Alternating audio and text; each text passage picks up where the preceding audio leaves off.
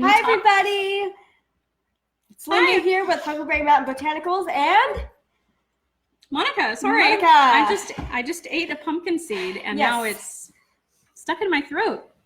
Hold on. I'm just gonna get us transferred over. Seriously, today has been a really interesting day. Oh, I'm gonna share one little thing, just a tidbit, with you here, and Lindy's gonna feel a little bit embarrassed by the whole thing. Oh no.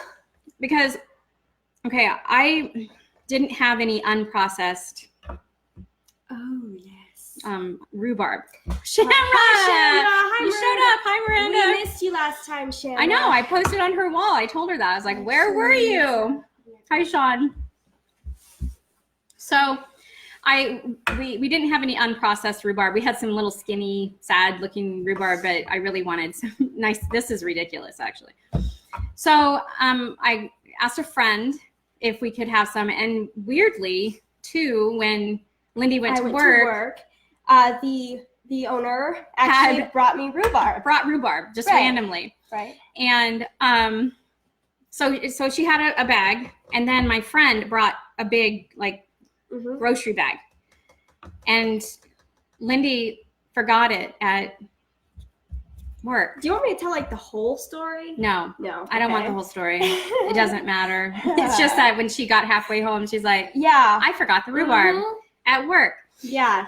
I think I was, at that point, well, doesn't matter. You were too far. 30 minutes away from work. Yeah. So anyway, it's been a really interesting day, and I realized I probably need to take more Nervines and more relaxants on a regular basis. I am a type A, and not only a type A, I'm extremely passionate about really too many things. So my heart rate goes up. I'm doing a whole week this week. Our session this time at our herb school is all about cardiovascular health and supportive herbs and all of that. And I realized as I was reading it, I'm like, whew, I'm at risk. Yeah. I'm at so much risk. So anyway, I need to get that in there. So today we are doing rhubarb mint. However, it's a rhubarb strawberry mint. I'm going to start out with a rhubarb. I did wash it. And like I said, this is a monster. I'm sorry. It really is. This is a monster. The key to this is slicing it on the diagonal and doing it very thin, because we're making a little sauce here that we'll want to allow this to marinate in slightly before we get the strawberry in. It brings out some of that tartness and actually adds it to the dressing, allows the honey, because we're going to put some honey in, to penetrate in a little bit, so it takes away the sourness of the rhubarb. And then when you blend that with the strawberry. Yes, it has. Today was so extra. Is it just a universal thing? Maybe it's just the whole world right now. Yeah, everything within 1,000 miles is just off. Yes. Energy. So what I did here is I put 2 tablespoons of orange juice concentrate. If you want to do fresh squeezed orange juice, you can, but it's not going to have that strong orange flavor. I'm still flushed from the stress I just dealt with a little while ago. Shaking. Look at that. It's not even over the rhubarb, people. There was other stuff going on. Oh, yeah, no, the rhubarb is... So we've got 2 tablespoons of orange juice concentrate, and I put a little bit of water in there just to melt it, not even probably a tablespoon. And then I'm going to add another probably 2 tablespoons of honey here. Why don't you do that? Okay. Where's the tablespoon? I don't know what I did with it. So I'm thinly slicing on the diagonal here. This is a really bad knife. Do you love rhubarb? Shamra, do you like rhubarb? Who else was here? Miranda. Do you guys like rhubarb? Yeah. Because, there's a lot of rhubarb growing right now. Not like this. I mean, I don't even know. This came from some monster farm somewhere. It's like the Jolly Green Giant is now investing in rhubarb. Because this is ridiculous. But it's going to make a lot. Normally what you would need is 2 regular stalks. And again, thinly slice these. Hi, Cheryl. Can you do this with frozen rhubarb? Yeah, okay. Is it about the texture? Yeah, the texture it really is. What if I had, which we do, and I did it with fresh, but if you're going to use frozen, what I would do is actually incorporate the frozen rhubarb into the dressing or the sauce and increase the strawberries. So maybe simmer the frozen rhubarb and turn it into kind of a mush, and then add the orange juice and add the honey and make that into your dressing that you would put into your strawberries. So it would be used a little bit differently, but you could make it work if you wanted to. Yeah, because this probably has a similar texture to like celery, right? Yeah, it does. Yeah. But as soon as you freeze it, it breaks down that whatever, and then all the cell, like it turns into kind of mushy, thing. Which is fine for pies or any time that you would want to cook it. But frozen and dried, we're gonna experiment with. Yeah, just thanks, Miranda. We love it too. Love what? It. I don't know. Oh, it. Probably. Oh, love it. Just it. Just love it. Love it. We do too. Yeah. Okay, I'm just throwing this in here, and is that mixed up? Oh, nice. Just kind of keep stirring that. You want that honey to fully incorporate into the orange juice, and the acidity of the orange juice will help the honey incorporate. Sometimes if you're doing it with room temperature water or cold water, it takes a while for the honey to actually get in that liquid. Yes. But with the acidity of the orange juice, it does help break down the honey. And I'm just throwing these in here. When I was young, we used to go to my grandma and grandpa's farm up in Canada every summer. And one of my favorite things, they had a strawberry farm. When I got a little bit older, they had a strawberry farm, and grandma always grew lots of rhubarb. And one of my favorite things was she would make a strawberry rhubarb pie. And you know what I loved about it was that she didn't make it too sweet. That's one of my least favorite things about pies, especially in the United States. And in Japan, things weren't that sweet. No, like they actually, I don't know, the unique thing about each different type of pie or any kind of dessert is actually letting the flavors shine rather than just masking it in sugar. I always say in America there are two flavors, salty and sweet. Yeah, it is. It's and artificial sour and I guess. Yeah, just not in regular food if you like most Sour of the time. Patch Kids. Yeah. Why don't you go ahead and pour that in there? Okay. I'm gonna step off for just a second here. So I got it. There we go. So this is basically just going to absorb into the rhubarb as well as get the rhubarb flavor into the juices, I think. Yes. She's just talking. She's just like, that's what I do. Talk with confidence, right? Exactly. Hi, Kana. Okay, so we're going to let this sit. We brought in a bunch of fresh kale. We have 2 different kinds of kale, 2 different kinds of lettuce, because I'm going to put this into a salad. I love to add fruit with my fresh greens. I love it so much. Fruit and nuts. You could even put cheese and stuff. Well, I'm picturing like a goat cheese. Yeah, like goat cheese would be delicious. The kind of crazy in it. Yeah. Normally, if I am cutting off the stems of strawberries, I'm kind of particular. Like I want to get every single little bit. But since we give them to the chickens during this time of year, I don't feel so bad. Yeah, because it's not being wasted. No. It's just being used in a different way. Our chickens will love it. Yeah. Hola. Okay. So now we're going to do our strawberries. And the strawberries are simple. You want to take the stems off, and then we're literally quartering them. If you want them to be smaller, I'm actually going to 8 them. So I'm going to cut them in half, quarters and halves, so that I can put it actually on some greens. If I was just eating this kind of by itself, I probably wouldn't worry about it. Is that good? Yeah, that's good. And we're just going to keep doing that. And cut these things up. And, you know, when you are actually going to cook something, you really want to be particular about size. Because if you're cutting carrots, say, and you're trying to saute them, and you cut some really chunky and others really thin, you're going to have some that are overcooked and some that are undercooked. In this case, though, we're not cooking. You want to be a little, you know, you don't want to be crazy and have like these big giant chunks and little tiny chunks. So you have to use a little bit of judgment. But it's not going to be a huge deal if someone gets a larger piece of strawberry in a bite than a smaller. What So did I just do? you just put it in the uncut. All right. While she continues to cut strawberries, I'm going to start destemming the mint, and I am going to cut this up because I really don't. This is strong mint. I used our wild mint that's growing out there, and it is really powerful.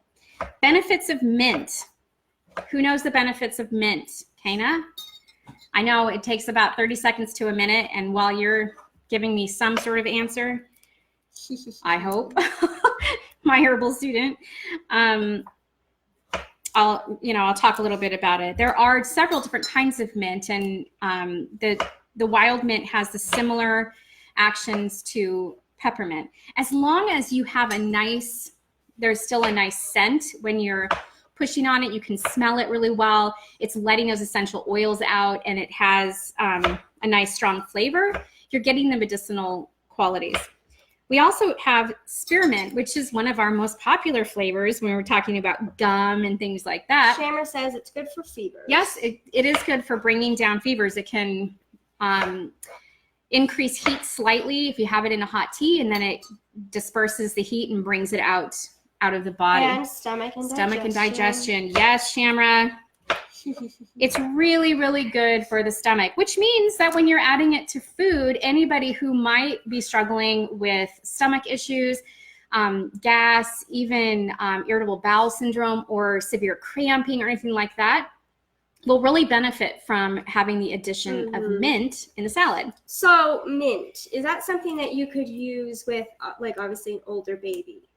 Yes. Like you put it, obviously not have it like a hot tea, but like like a mild, you can. And for even younger children with colic, things like that, spearmint generally is one that I would recommend because it is a little bit milder than like a peppermint or a wild mint. So it won't be, as harsh for them. It also can increase the flow of bile, which helps the breakdown of fat, and peristalsis, the movement of our intestines to move food through and out. So it's good to put in things. This is why you think of lamb and mint that are a little bit more fatty and kind of require that extra boost of bile, which will help to make the fat available to be absorbed. All right. Ooh, we're getting a crazy storm. We are getting a crazy storm. I actually was concerned about it earlier. It was all over the radio because I was listening to the radio because why not? And every single channel I would switch it. They're like, warning, big storm coming and this and that. And when I was driving home south, I could just see it. I actually took a picture, not while I was driving, of just this wall of blackness moving towards us with these streaks down, like you could see the rain. Crazy. I know. Okay, so I used a pound of strawberries, and I'm using about a 1/4 cup of mint leaves, and I'm going to finely chop these.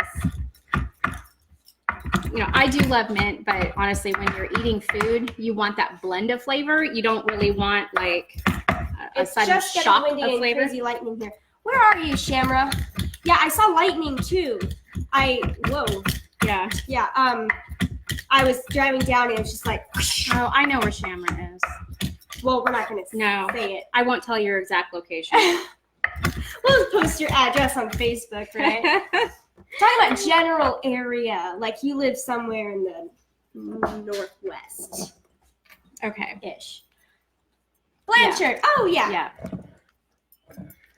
Yeah. Okay. So this hasn't been sitting as long as I would normally like, but we're on live. You guys don't have to sit here with me for half an hour, but I would normally like it to sit for about a half an hour. I did really thinly slice them though, so hopefully that'll be enough. I'm going to throw the mint in there, and Lindy's going to stir it up like a professional. Yes. See, there's a very particular way in which you need to stir. Exactly. And I'm qualified. Wow. It's like getting red. It's like a red hue outside, like the apocalypse or something. Okay, so now I'm taking over. I'm just going to toss this in here. And this is, again, one of those times where I'm going to tell you to be flexible because I have pumpkin seeds. They're soaked, raw, dried, and a little bit salted. And then I pan roasted some pine nuts. Total, this is about a half a cup. The other thing I have in here is rose petals, because I love rose petals, and I had some out there in my garden. And so I just grabbed some rose petals and put them in here. This will be for the top, because I'm gonna take now just some random lettuces. We're just gonna tear, because you know, technically you should tear rather than cut. Why? I don't know, there's something about, I can't remember. You're supposed to tear lettuce though. Has anybody else ever heard that? So that it's got more rugged edges?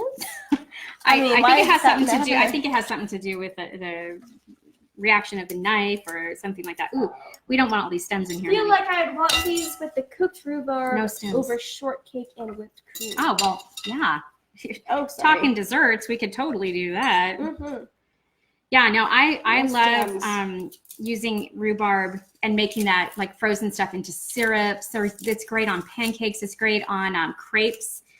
It's good on ice cream. I mean, my gosh. Something about it lasting longer. Yeah, I think that's what it is. Although, is this really going to last that long? Because we're going to be stuffing our faces with it shortly.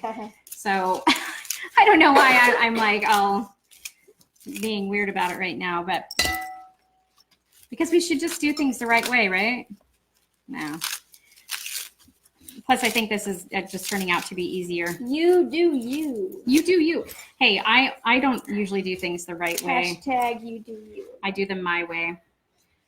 Okay, well, what I would do, you guys, is I would keep doing this, and I'm going to... We're using all of this lettuce? We've got all this beautiful lettuce that was grown right on this property. Yeah, lettuce and kale. I think the kale will give it that nice bitterness. Mm-hmm. Oh, 16. So I'm going to put it on here. Wait, whoa, lightning.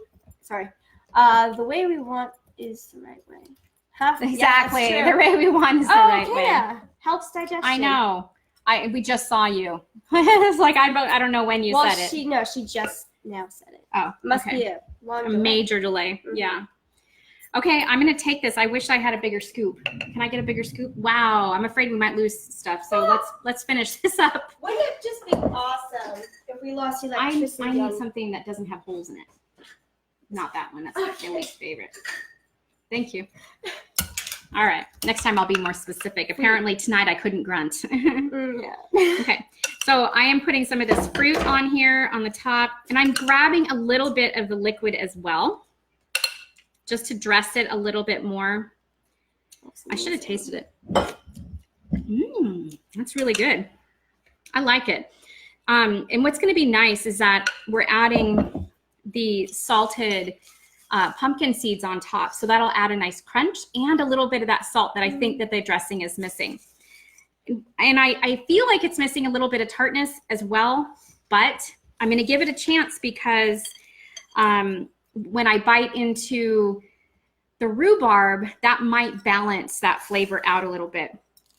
The other thing that I probably would do next time, because I like spicy food and we all do here, is possibly add a little bit of cayenne pepper or some really thinly sliced jalapeno to go in with the rhubarb during that time that is sort of marinating, and so it could absorb into the dressing and draw into the rhubarb as well. So that is the completion of this. Like I said, top it with some cheese. I would do feta or blue cheese or a goat cheese. Mm-hmm. You could even do something like Mizithra if you wanted. It wouldn't be that flavorful, but you could. Yeah. You could do Parmesan. If all you have in the house is cheddar, go for it. It's probably not going to taste that great, but mozzarella would be nice as well. So, you know, there it is. It's all done, and it looks really, really good. And this is what we'll be having for dinner, along with some of my pasta that I made for lunch. I'll be making that for Sean and Lindy tonight. Okay, so that is it for tonight. And hopefully, if you're in North Idaho, you stay safe tonight and you keep your power. So I'll see you tomorrow. Health and joy. Bye.